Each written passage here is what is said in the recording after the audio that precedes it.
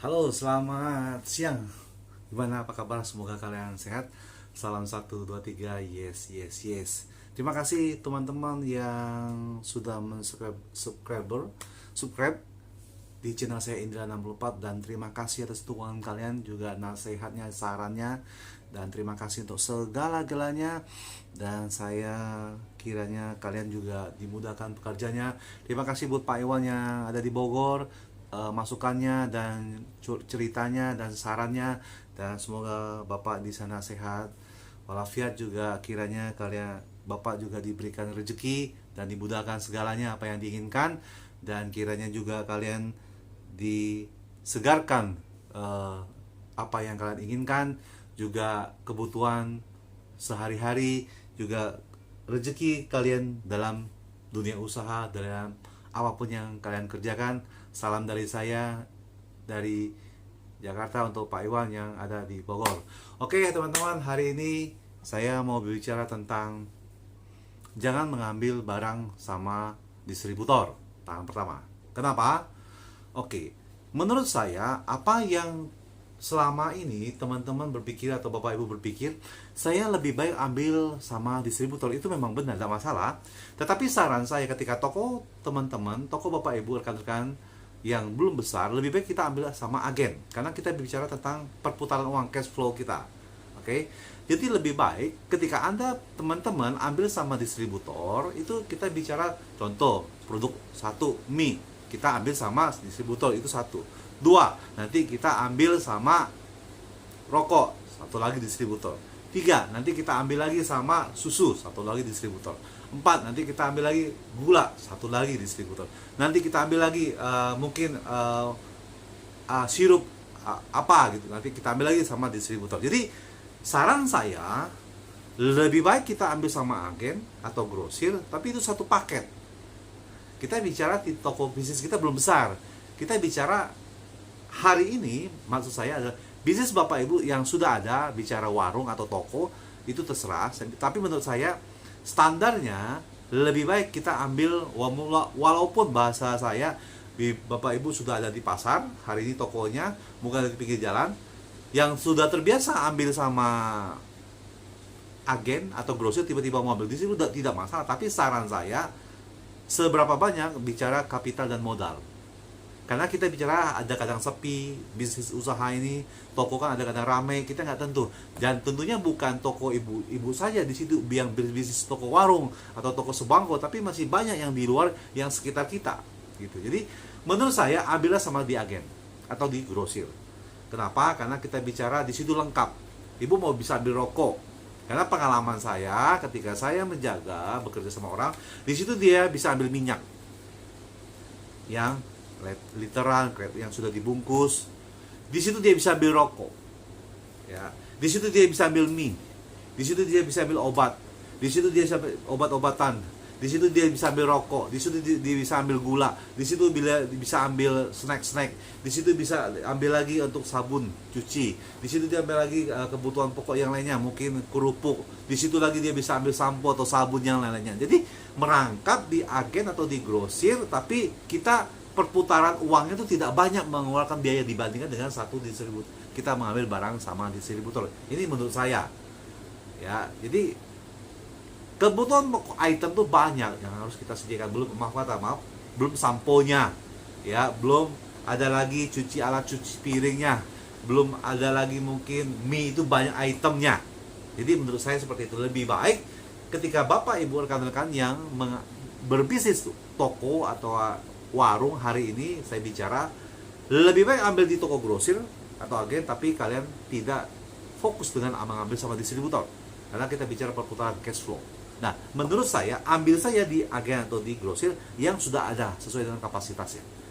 Habis ambil yang mana habis, tinggal dicek dalam 1 minggu habis, yang mana kita harus ambil langsung ke agen atau ke grosir. Jadi itu seperti itu. Tapi biasanya mereka banyak ambil barang ke grosir. Nah, buat teman-teman, buat yang dimanapun kalian berada, ini menurut pendapat saya, atau mungkin lagi di luar kota dimanapun, saya tidak bicara bukan tidak boleh ambil tempat distributor. Ini konsep supaya kalau bicara keuangan kami terbatas. Ini bicara keuangan terbatas, bukan tidak boleh ambil distributor. Nah, jalur pendistribusian itu akan tercipta ketika agen ambil distributor, grosir ambil distributor, sebaliknya juga ada sales motor musik, itu akan terdistribusi barang-barang yang tentunya yang dari prinsipal, dari pabrik. Nah, kita bicara ini adalah pemilik toko yang punya kapasitas dengan keuangan terbatas. Itu saran saya lebih baik kita mengambil sama agen atau grosir, itu menurut saya. Karena itu pertama komunikasinya, kedua kita datang ke toko, keempat kita tahu toko di sana, kelima kita tidak harus mencari distributor A itu di mana atau di pasar kemana kita harus cari, tidak, karena kita tidak tahu distributor itu jam berapa ke pasar, jam berapa ke lokasi di sini, nanti ada barang kerusakan gimana caranya. Nah, itu kita tidak tahu. Karena lebih baik kita taunya, lebih baik karena kapasitas keuangan kita terbatas, toko kita belum terlalu besar, lebih baik kita ambil sama grosir, itu sudah pasti. Dan tentunya kecuali Bapak Ibu, teman-teman dan rekan-rekan yang mau berbisnis besar. Jadi saya sarankan nanti kita bicara bagaimana ada nanti untuk yang retail kita kerjakan, nanti ada yang kanvas, kita kanvas dalam arti kata kita kunjungan tanpa pakai mobil atau apa, kita pakai sarana mungkin motor atau apa, kita kunjungan menawarkan barang ke beberapa pemilik toko. Nah, saat ini kita bicara bagaimana kita tidak, maksud saya, mengambil barang lebih baik ke agen atau ke grosir, jangan ke distributor. Itu dalam konsep kita bicara modal kita berapa banyak gitu ya. Dan menurut saya di situ ketika teman-teman atau Bapak Ibu mengambil barang ke grosir atau agen, jadi kekuatan atau modal ibu tahu keuntungan hasil itu berapa, sudah terperinci dalam satu hari, dalam satu minggu, dalam 2 minggu, 3 minggu, 1 bulan itu sudah kelihatan, mengetahui keuntungan apa yang harus dibelanjakan berikutnya, nextnya. Jadi sudah ketahuan yang mana stok masih ada ibu tidak belanjakan, yang mana tidak, yang mana habis ibu belanjakan. Kalau ibu ambil sama distributor, tentunya distributor ketika harus ambil misalnya dalam satu sebulan atau 1 minggu ibu harus mengambil produk ini berapa dus, tentunya kan kita nggak tahu pasar deh. Jadi bukan masalah warung kita aja ada berada di situ, tapi banyak toko-toko yang berbuka bisnisnya juga. Nah, kembali lagi bagaimana pemilik toko mengatur strateginya sekitarnya. Yang saya bilang kemarin, yang teman-teman atau Bapak Ibu bisa lihat di channel saya Indra 64, bagaimana kita bersikap. Nah, nanti berikutnya kita nanti lihat kenapa di sini ada warung air mineral, di sini ada warung air mineral, di sini sebelah ada warung air mineral. Kenapa kok saya, maaf kata, biasanya saya langganan di toko warung mineral, kenapa saya tiba-tiba beli ke tempat ada satu rumah yang bisa antar ke rumah air mineralnya. Nah, saya berbicara seperti ini, saya berdasarkan pengalaman. Karena saya melihat ketika saya bekerja di Jakarta Timur, tentunya di Jatiwaringin dulunya tokonya, dan di Pasar Pondok Gede, saya merasa ketika waktu itu modal belum kuat, yang pemilik toko dia melayani adalah retail sekitar daerah situ. Kalau tidak salah di daerah Kamprit itu dia melayani untuk warung-warung sana.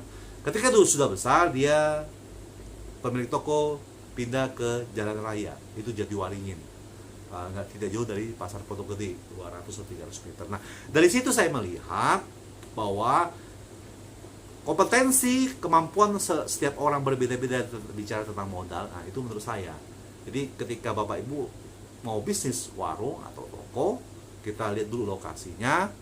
Dan menurut saya kalau mau buka warung, ya sudah, toko kita melayani retail.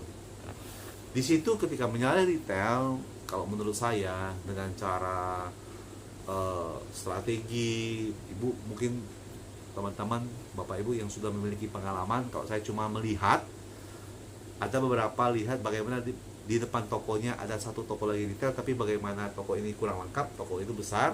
Dan bicara kapasitas, saya melihat ada tokonya itu ada sekitar 5-6 meter, toko sebelahnya itu ada cuma 2 meter. Itu bicara kapasitas. penempatan warung-warungnya. Ketika langganan sudah datang ada 10 orang, tetapi toko tersebut didatangi 2-3 orang, karena bicara kapasitas toko untuk melayani, untuk beli lebih cepat. Karena bicara ada orang yang mau masak sore, ada yang selesai malam mau beli makanan, mungkin bicara ada sebelahnya ada tukang proyek mau lagi membangun rumah. Nah, saya menurut saya itu pengamatan saya. Jadi saran saya buat teman-teman, buat Bapak Ibu, kalau mengambil barang lebih baik saya berbicara pengalaman, lebih baik dengan bicara kapital modal, lebih baik ambillah barang ke agen atau distributor, ke grosir atau ke agen. Berikutnya, atau ketika agen biasanya kan sudah besar, lebih baik ya terserah menurut saya, atau salah satu grosir atau agen. Dan ketika bisnis Bapak Ibu sudah besar, baru Bapak Ibu memperhitungkan caranya mau ambil sama distributor atau seperti apa. Itu menurut saya. Dan saya mengucap terima kasih yang sudah sekali lagi kembali, yang sudah mendukung saya, yang sudah subscribe channel saya. Kiranya akhir tahun ini saya mencapai 500 subscriber. Juga Juni tahun depan saya mencapai 1000 subscriber. Ya, karena saya yakin dengan dukungan teman-teman saya mencapai apa yang saya inginkan, dan kiranya lewat channel Indra 64 saya bisa membantu orang-orang yang membutuhkan. Tentunya dukung juga buat teman-teman yang saya mau ketemu dengan, ada seorang bapak kemarin di kembali saya ada bikin konten untuk membawa beliau urut ke tempat uang. Nah, kiranya ini dukungan kalian saya sangat dibutuhkan. Terima kasih. Ini saja tentang hari ini kita bicara mengambil barang lebih baik ke grosir atau ke agen. Terima kasih. Salam 1, 2, 3. Yes, yes, yes. Selamat siang.